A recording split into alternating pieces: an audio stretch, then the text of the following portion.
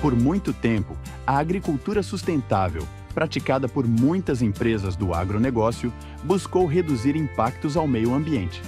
Mas nós sabemos que é necessário ir além.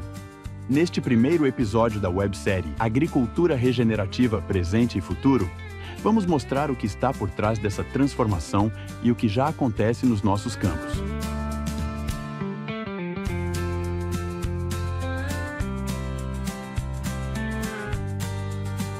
O termo agricultura regenerativa tem ganhado força por ser uma resposta concreta aos desafios globais. Mais do que simplesmente evitar a degradação, trata-se de recuperar e enriquecer o solo e os ecossistemas nos quais atuamos.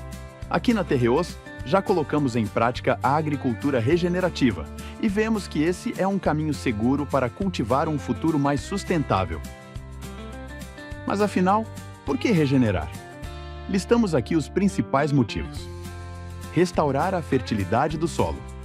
Práticas regenerativas aumentam a matéria orgânica, melhoram a estrutura e favorecem a vida microbiana, fundamentais para a produtividade no campo.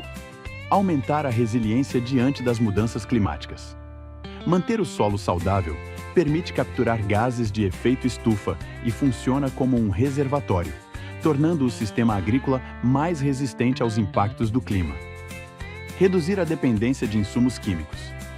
Ao diminuir a necessidade de fertilizantes sintéticos e defensivos químicos, contribuímos para um ambiente mais equilibrado e reduzimos custos a longo prazo. Preservar e fortalecer a biodiversidade. Quando há maior diversidade de plantas, insetos e micro-organismos no solo e ao redor das lavouras, os riscos de pragas e doenças diminuem naturalmente. Atender a uma demanda crescente de consumidores e mercados por escolhas mais sustentáveis.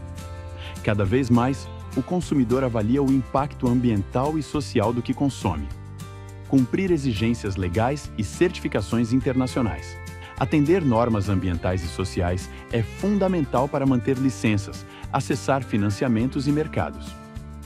Agora que você já conhece os principais motivos para a adoção da agricultura regenerativa, vamos mostrar como os agricultores estão adotando práticas regenerativas no dia a dia com o uso de bioinsumos. Até o próximo episódio!